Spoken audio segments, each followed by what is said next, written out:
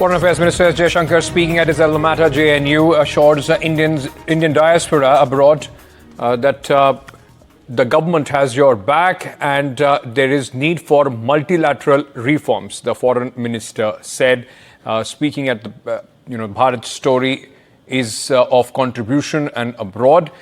He also highlighted the vaccine Maitri, which was undertaken during the COVID times by India. Let's listen in to the Foreign Minister.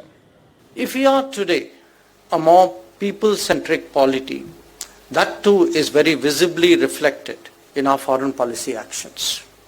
When COVID happened, our Vande Bharat mission brought back home millions of Indians stranded abroad.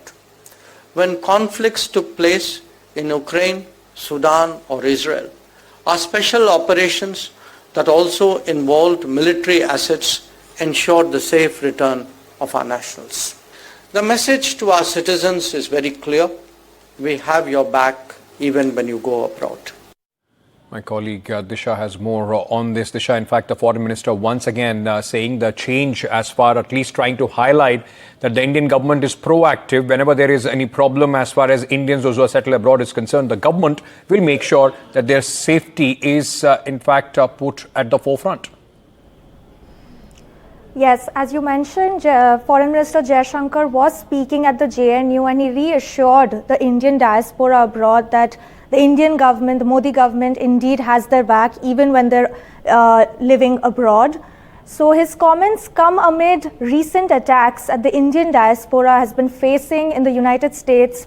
This week, the case of Janvi Kandula came back to the country's attention after the police officer who ran her over and was caught making insensitive comments about her death was let go due to lack of evidence. Another case of a Hyderabad student who was assaulted in Chicago by 3 armed robbers also sparked outrage in India after he was left with a bloodied face. And several other cases of a tech executive of Indian origin being found dead, as well as the murder-suicide of an Indian family in California, have raised an important question about the security and safety of the Indian diaspora in the United States, especially given the fact that for Indian students pursuing higher education, the US, UK, Canada, Australia, among others, are leading destinations to pursue higher studies.